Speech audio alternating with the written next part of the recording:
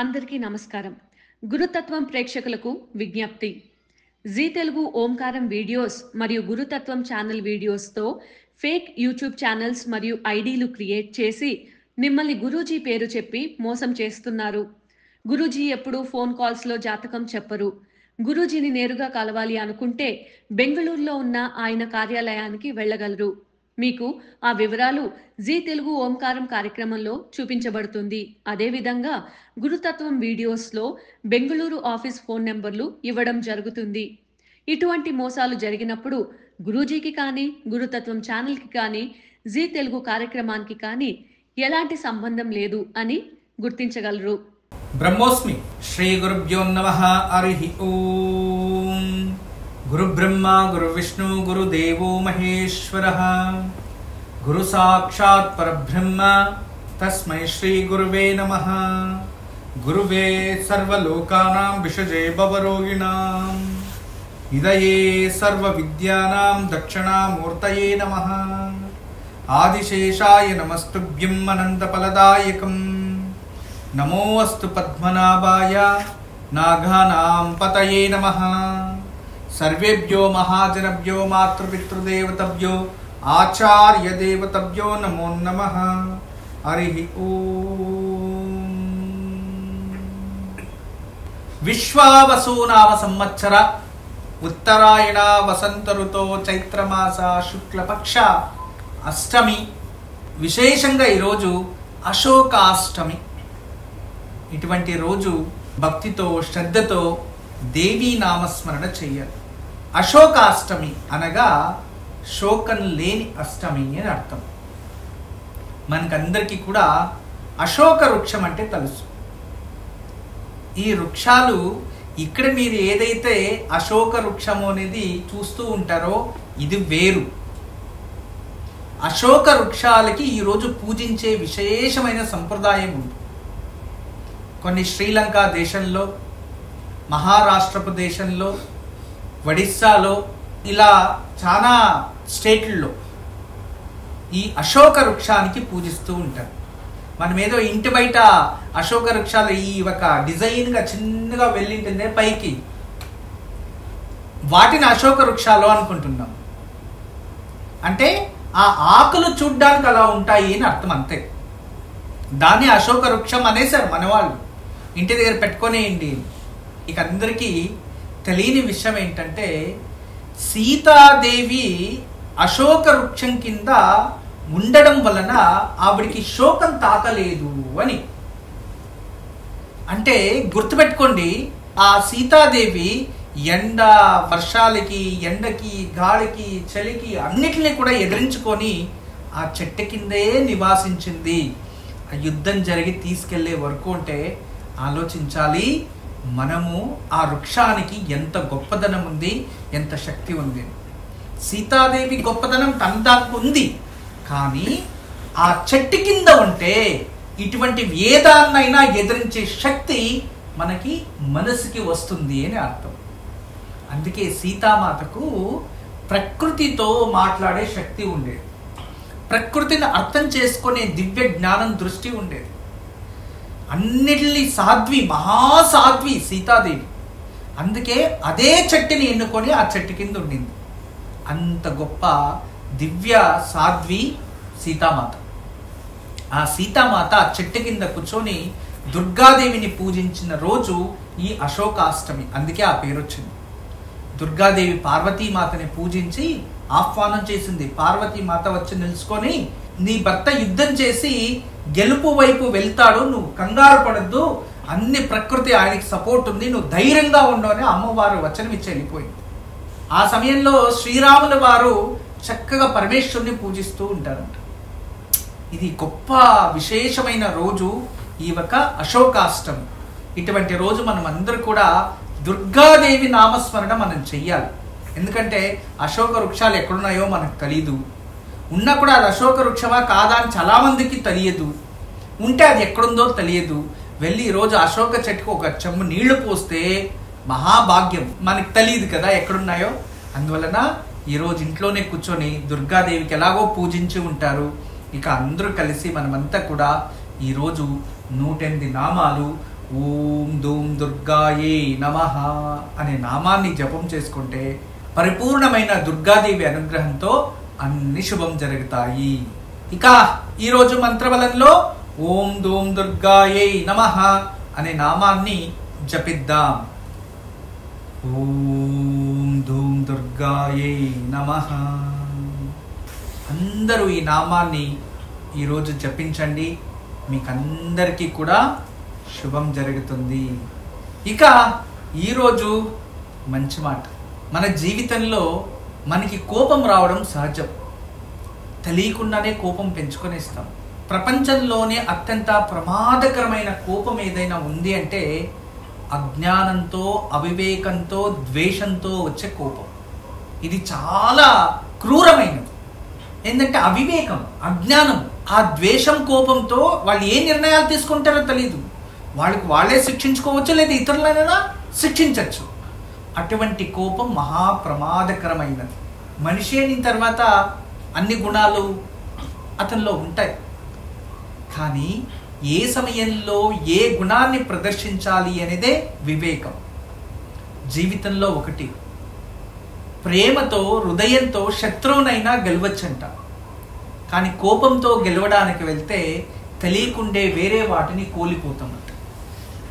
గుర్తుపెట్టుకోండి, జీవితంలో ఎవరైనా మిమ్మల్ని ఇబ్బంది పెట్టింటే, ఎవరైనా మిమ్మల్ని చాలా ద్వేషం చేసి ఉంటే, ఎవరైనా మీకు చెడు కోరుకుంటూ ఉంటే వాళ్ళని క్షమించేయండి.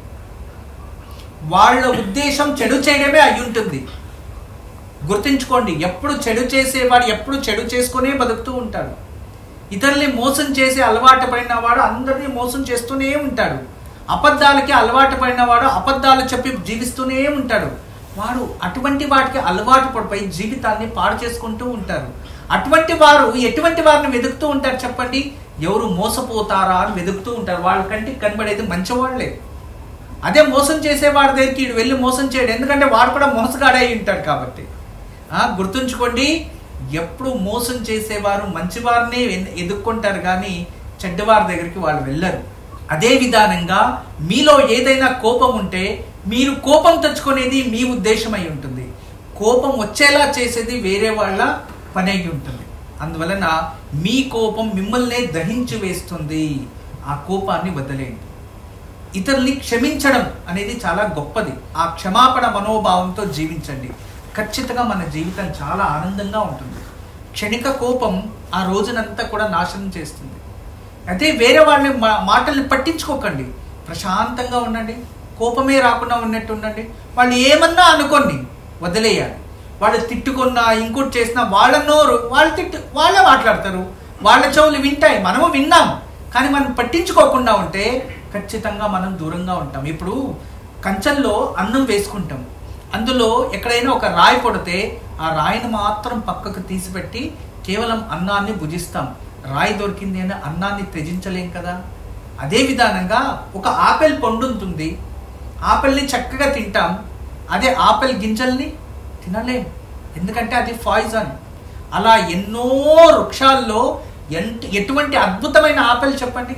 ప్రతిరోజు ఒక ఆపిల్ తింటే ఎంతో ఆరోగ్యం వస్తుంది, దానికి మించిన ఔషధం ఇంకోటి లేదు అనే గొప్ప సామెతలు ఉన్నాయి దానిపైన ఇంగ్లీష్లో.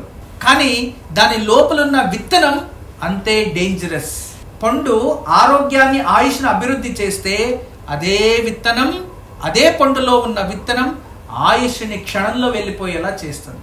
అంత డేంజరస్ ఆ విత్తనాలు. అదే విధానంగానే మనిషిలో ద్వేషంతో కూడిన కోపం కూడా అంత డేంజరస్. ద్వేషంతో కూడిన కోపము ప్రమాదకరమైనది. అందువల్ల దయచేసి కోపం ఇతరులకి తప్పించేది వద్దు, మనం తెచ్చుకునేది వద్దు. కోపం నుంచి ఎంత దూరంగా ఉంటే అంత మంచిది. ప్రతి ఒక్క దాన్ని ఎంత ఆనందంగా మీరు స్వీకరిస్తూ ఉంటారో కోపం అలా దూరం అయిపోతూ ఉంటుంది. ముందుగా అన్ని స్వీకరించాలి, స్వీకరించడం నేర్చుకోవాలి. జీవితం అంటే ఇంతే అని స్వీకరించే బాధ్యతల్ని మనం పెంచుకుంటూ ఉంటే ఖచ్చితంగా మన కోపం రాదు. బాధ్యతలు ఉన్నవాడు ఏ రోజైనా ఇంట్లో ఉంటాడా? ఉండడు. రోజు వెళ్తాడు, కష్టపడతాడు, వస్తాడు.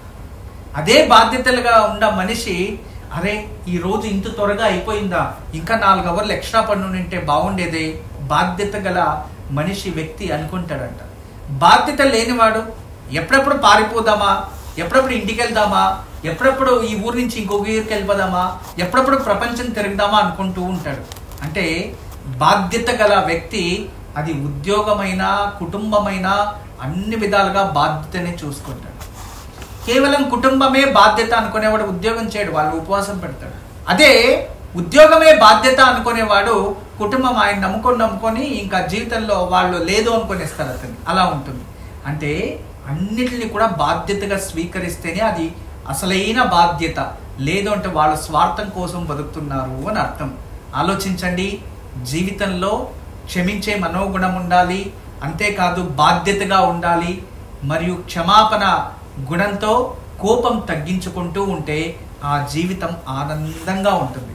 ఒక మహారాజు ఉంటాడు. ఆ మహారాజు చాలా మంచి వ్యక్తి, కానీ తెలియకుండానే యుద్ధానికి వస్తారు. అది చాలా పవర్ఫుల్. ఆయన వస్తే వీళ్ళు ఓడిపోతారని తెలుసు. కానీ అక్కడ వ్యాసుడు అనే ఒక మంత్రి ఉంటాడు. ఆయన వచ్చి తెలియచేస్తాడు, అయ్యా వీళ్ళపైన యుద్ధం చేస్తే ఖచ్చితంగా మనం ఓడిపోతాం, కానీ స్నేహంగా వీళ్ళని గెలవాలి, అప్పుడు మనమే గెలిచినట్టు ఉంటుంది అంటాడు.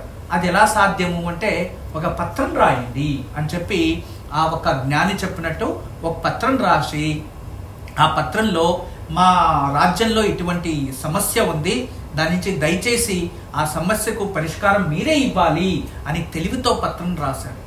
అక్కడ రాజ తెలివి, ఇక్కడ జ్ఞానం రెండు తోడైంది. ఆ రాజ్యానికి వెళ్ళారు. అరే మేము యుద్ధం చేయాలి అనుకుందాము, కానీ వీళ్ళేం తెలివి తక్కువ వాళ్ళు, వాళ్ళకి ఏదో సమస్య వచ్చింది, మమ్మల్నే కాపాడమని అడుగుతున్నారు, ఇప్పుడు లేదు మనం కాపాడలేము అని ఏదైనా మనము పత్రం రాస్తే ఓ మనం యుద్ధానికి ఉన్నాము అనేది వాళ్ళకి తెలిసిపోతుంది, వాళ్ళకి సహాయం చేద్దాంలే, వాళ్ళు ఎలాగో మనతో కలిసిపోతున్నారు కదా అని చెప్పి ఆ సహాయ హస్తాన్ని మేము చేస్తాము అని చెప్పి పత్రం రాస్తారు. ఆ రెండు రాజ్యాలు స్నేహ రాజ్యాలుగా మిగిలిపోతాయి. అందుకే వ్యక్తిని గెలవడం కాదు, వ్యక్తి హృదయాన్ని గెలవాలి. తెలివి మరియు జ్ఞానంతోడైతే ఇటువంటివి జరుగుతాయి. దాని నుంచి ద్వేషంతో కోపంతో ఒక వ్యక్తిని గెలవాలనుకోకండి. తెలివి జ్ఞానంతో గెలవండి, సంతోషంగా ఉండండి అనేది ఈరోజు మంచి మాట కథ. ఇక ఈరోజు మన సంప్రదాయంలో ఒక అద్భుతమైన మాట. మీరు ఇంటి నుంచి బయటకు వెళ్ళేటప్పుడు దయచేసి కుడికాలు పెట్టి వెళ్ళండి, అది అద్భుతమైన ప్రతిఫలం ఇస్తుంది. మీరు స్లిప్పర్స్ వేసుకుంటారు కదా, ముందుగా కుడికాలకే వేసుకోండి. ఇంట్లో గాజులు వేసుకుంటారు కదా, ఫస్ట్ కుడి చెయ్యికి వేసుకొని తర్వాత ఎడమ చెయ్యికి వేసుకుంటారు. చెవులకి కమ్మలు పెట్టుకుంటారు కదా, ఫస్ట్ కుడి చెవుకి పెట్టుకొని తర్వాత ఎడమ చెవుకి పెట్టుకుంటారు. ఇలా చేయడం వల్ల దాని పవిత్రత మరియు ఎప్పుడే కానీ కుడికాలకి ఎప్పుడే కానీ శరీరంలో కుడివైపు ఏదైతే ఉంటుందో దానికి అత్యంత శక్తియుతంగా ఉంటుంది. ముందుగా మన శరీరంలో కుడివైపున్న ఏ అంగాలనైనా వాటికి కావాల్సిన వస్తువులు ఏది తొడుక్కున్నా కూడా అది శుభము, అది శుభ సంకేతం. అలా మనం ఇంటి నుంచి బయటకు వెళ్ళినప్పుడు కావచ్చు, గాజులు వేసుకునేటప్పుడు కావచ్చు, లేదా చెవుకి ఏదైనా మనం రింగు పెట్టుకునేటప్పుడు కావచ్చు, లేదా చొక్కా వేసుకునేటప్పుడు కూడా ముందుగా కుడి చెయ్యి నుంచినే ప్రారంభం అవ్వాలి. అలా మీరు అలవాటు పడుతూ ఉంటే మీ జీవితంలో రోజు రోజుకి అన్ని శుభాలే జరుగుతుంటాయి, విజయాలే ప్రాప్తిస్తూ ఉంటాయి. అందువలన మన సంప్రదాయం వెనుక ఒక సైన్స్ కూడా ఉంది, దాన్ని ఇంకో రోజు తెలియచేస్తా. అయితే ఈ రోజు మన సంప్రదాయంలో కుడివైపు నుంచినే అన్ని ప్రారంభిస్తే శుభకరం. ఈ రోజు నిత్య నక్షత్రం ఆరిద్ర నక్షత్రం అయిపోయి పునర్వసు నక్షత్రం ప్రారంభ దిశలో ఉన్నాము. ఈ రోజు దుర్గణిత పంచాంగ ప్రకారం పునర్వసు నక్షత్రాన్ని తీసుకోవాలి నిత్య నక్షత్రంగా. అశ్విని మక మూల నక్షత్రం వారికి నైదవ తార అంత శుభం కాదు. నైదన తార, నైదవ తార, వదతార ఈ మూడు ఒకటే. ఈ రోజు మీకు అంత శుభం కాదు, జాగ్రత్త వహించండి. ఇక భరణి పుబ్బ పూర్వాషాఢ నక్షత్రం వారికి ఈ రోజు సాధక తార, కష్టపడితే ఏదైనా ప్రతిఫలం ప్రాప్తిస్తుంది. ఇక కృతిక ఉత్తరాషాఢ వీరికి ప్రత్యక్ తార, ఇది అంత శుభం కాదు. ఈరోజు జాగ్రత్తలు వహించడం చాలా మంచిది. రోహిణి అస్త శ్రవణ నక్షత్రం వారికి క్షేమతార, అత్యంత అదృష్టమైన రోజు. ఈరోజు చక్కగా అన్ని కార్యక్రమాల్లో పాల్గొనొచ్చు, ఉపయోగం చేసుకోండి. ఈరోజు కష్టపడండి, శుభం జరుగుతుంది. ఇక మృగశిర చిత్త ధనిష్ట నక్షత్రం వారికి విపత్తారాబలము, ఆపదలు అధికంగా ఉంటాయి, చాలా జాగ్రత్త వహించండి. ఆరిద్ర, స్వాతి, శతభిషం నక్షత్రం వారికి సంపద తార ఈరోజు అత్యంత అదృష్టమైన రోజు, ఉపయోగం చేసుకోండి. ఇక పునర్వసు, విశాఖ, పూర్వ భాద్రపదం వారికి జన్మతార, ఆరోగ్యంలో కాస్త వ్యత్యాసాలు ఉంటే జాగ్రత్త వహించండి. ఇక పుష్య, అనురాధ, ఉత్తర భాద్రపద వారికి ఈరోజు పరమమిత్రతార, అత్యంత అదృష్టమైన తారాబలం ఈరోజు చక్కగా ఉపయోగం చేసుకోండి. మీ అన్ని పనులు కూడా సుసూత్రంగా జరుగుతాయి. ఆశ్లేష, జ్యేష్ఠ, రేవతి నక్షత్రం వారికి మిత్రతార, సంధికాలం, విశేషమైన రోజు, అన్నిట్లో విజయం ప్రాప్తించే రోజు, ఉపయోగం చేసుకోండి. ఈరోజు దివ్యమైన వాస్తు పరిష్కారం. చాలామంది నైరుతిలో మీరు వంటగది ఉండొచ్చు, లేదా నైరుతిలో వాష్రూమ్స్ ఉండొచ్చు, నైరుతిలో ఇంటికి అటాచ్ లేకుండా ఇంటి బయట ఏదైనా కట్టుకోవచ్చు అని చాలామంది దయచేసి జనాల్ని అజ్ఞానం వైపు తీసుకెళ్ళిపోతూ ఉన్నారు. మరియు ఆ నివృత్తికి అధికారి ఎవరు అంటే కుబేరుడు. కుబేర ఆధీనంలో నైరుతి ఉంటుంది. అక్కడ వాటర్ సోర్స్ ఎక్కువ మనం వేస్ట్ చేస్తూ ఉన్నా, నీరు పోతూ ఉన్నా, వాష్రూమ్స్ ఉన్నా, ఏది ఉన్నా కూడా ఆ ఇంట్లో సంపదకి హాని ఒకటి. రెండోది, వాయుమూలల్లో చాలా మంది వరకు వాష్రూమ్స్ పెట్టకూడదు అంటున్నారు. దయచేసి ఒకటే అర్థం చేసుకోండి. ఈరోజు మీకు అందరికీ మంచి మాట ఒకటే, ఎప్పుడు కూడా ఈశాన్య నడక అదృష్టం, ఆగ్నేయంలో వంట అదృష్టం, నైరుతిలో పడక అదృష్టం, వాయుల్లో వాష్రూమ్ అదృష్టం. అంతే, మీరు అర్థం చేసుకోండి. బ్రహ్మస్థానంలో దేవుడి గది, ఇంటికి మించిన వాస్తు ఇంకోటి లేదు. ఇది పూర్వం నుంచి చెప్పుకొని వస్తున్నదే. కానీ అన్ని వాస్తు ప్రకారం ఉన్న ఏదో సమస్యలు, ఏదో తెలియని బాధ, ఆ ఇంటికి వస్తేనే ఏదో అపనమ్మకాలు ఇటువంటివి ఉంటాయి. తర్వాత ఈ ఇంటి నుంచి ఇంకొక ఇంటికి వెళ్ళినప్పుడు ఇంట్లో ఉన్న ఫోటోలు తీసుకెళ్ళచ్చా, ఇవన్నీ వాస్తు యంత్రాలు కానీ లేదో ఫోటోలు కానీ వేరే ఇంటికి మనం ట్రావెల్ చేస్తే తీసుకెళ్ళచ్చా? ఖచ్చితంగా తీసుకెళ్ళచ్చు. అందులో ఎటువంటి తప్పు సందేహాలు ఉండవు. కానీ నేనైతే ఖచ్చితంగా చెప్పేది ఒకటే, ఒక ఇల్లు, ఆ ఇంటి యజమానికి అదృష్టం, రాజయోగం. అదే ఒక బునాదిలో 100 మంది అపార్ట్మెంట్స్లో ఉన్నట్టుంటే ఎవరికి రాజయోగం, ఎవరికి వాస్తు చెప్పండి? అందుకే ముందుగా మన మనసు వాస్తు బాగుంటే ఇల్లు వాస్తు ఎలా ఉన్నా సరిదిద్దుకోవచ్చు. అలా వాస్తు అంతా బాగుండి కూడా ఏదో సమస్యలు వస్తున్నాయంటే ఏదో దోషం ఉంది అని అర్థం. అందువల్ల ఈ విషయాల్ని కాస్త పరిజ్ఞానంగా తీసుకుంటూ ఇన్నర్ వాస్తు కాస్త బాగా పెట్టుకొని ఇంట్లో శ్రీవాస్తు యంత్రం పెట్టుకుంటే ఖచ్చితంగా మనకి కొన్ని ప్రమాదాలు రాకుండా అది ఆపేస్తాయి. వచ్చినా కూడా మనల్ని సెన్స్ చేస్తుంది. అరే ఏదో చెడు జరిగే మున్సూచనలు కనబడుతున్నాయి, ఏదో మనసుకి ఏదో బాధగా ఉందో అంటే ప్రకృతి మనల్ని సెన్స్ చేపిస్తూ ఉంది అని అర్థం. రేపు శ్రీరామనవమి, ఆల్రెడీ పునర్వసు నక్షత్రం ప్రారంభమైంది. రేపు పొద్దున్నే మన ఓంకార కార్యక్రమం వచ్చే వరకు పునర్వసు నక్షత్రం ఉంటుంది. అయితే అంత లోపలే మీరు ఇంట్లో చక్కగా శ్రీరాముల వారి పట్టాభిషేకం జరుగుతున్న ఫోటో, వాళ్ళందరూ ఉంటారు కుటుంబ సభ్యులు, రామ, లక్ష్మణ, సీత, ఆంజనేయ స్వామి, ఇక భరత, శత్రుఘ్నులు, వీళ్ళ తల్లి తండ్రి ఉండేవి అన్నీ ఉన్నా ఒకటే, లేదా రామ, లక్ష్మణ, సీత, ఆంజనేయ స్వామి వీళ్ళన్నా ఉండాలి. ఆ ఫోటోని దేవుడి గదిలో పెట్టి అత్యంత ప్రియమైనది భగవంతునికి, అత్యంత ప్రియమైనది పానకం మరియు పెసరపప్పు. ఇవెందుకు భగవంతునికి అంత ప్రియము అనేది రేపొచ్చి తెలియచేస్తా. అయితే రేపు ఉదయాన్నే శ్రీరాముల వారికి ఇవి పెట్టి నైవేద్యం చేసి తులసి అర్చన చేసి పూజించండి. ఖచ్చితంగా శ్రీరాముల వారి అనుగ్రహంతో బంధుత్వాలు, బాంధవ్యాలు గట్టిగా ఉంటాయి. కుటుంబంలో అందరూ సఖ్యతగా ఉంటారు. రేపు ఎవరు శ్రీరామనవమి ఆచరిస్తారో వాళ్ళకి పితృదోషాలు తగ్గుతాయి. ఈరోజు దివ్యమైన యోగక్షేమం. ఈరోజు సాయంత్రం అరటి నారతో తయారు చేసిన ఒత్తల్ని కానీ లేదా జిల్లేడు ఒత్తలోని వస్తాయి. జిల్లేడు పువ్వుతో పత్తి దొరుకుతుంది. ఆ పువ్వు జిల్లేడు పువ్వు వస్తుంది. జిల్లేడు చెట్టులో కాయలు వస్తాయి. ఆ కాయల్లోపు పత్తి లభిస్తుంది, కాటన్. దాంతో ఒత్తలు తయారు చేస్తారు. మరియు జిల్లేడి చెట్టు వేరుతో కూడా ఒత్తలు తయారు చేస్తారు. అటువంటివి ఒత్తలు కానీ లేదు అంటే అరటి ఒత్తలు కానీ ఈ రెంట్లు ఏమున్నా కూడా మట్టి ప్రమిదల్లో అవి వేసి నెయ్యి పోసి దుర్గాదేవి ముందు వెలిగించి అమ్మవారికి ఎర్రటి పుష్పాలతో పూజించండి ఈరోజు సాయంత్రం. ఇలా చేస్తే దుర్గతి దూరమై సద్గతి ప్రాప్తించి కోర్టు గొడవల్లో శత్రు జయం ప్రాప్తిస్తుంది. బ్రహ్మోస్మి. అందరికీ నమస్కారం. ఈరోజు మీకు అందరికీ కూడా శ్రీవాస్తు యంత్రం గురించి పరిచయం చేయడానికి వచ్చాను. శ్రీవాస్తు యంత్రం మీరు చూస్తున్నారు. శ్రీవాస్తు యంత్రం. ఈ శ్రీవాస్తు యంత్రం ఈ విధానంగా 9 ఇంచెస్, ఇలా 9 ఇంచెస్, ఇలా 9 ఇంచెస్ ఉంటుంది. తదుపరి బ్యాక్ సైడు ఇలాంటి 9 చక్రాలు ఉంటాయి.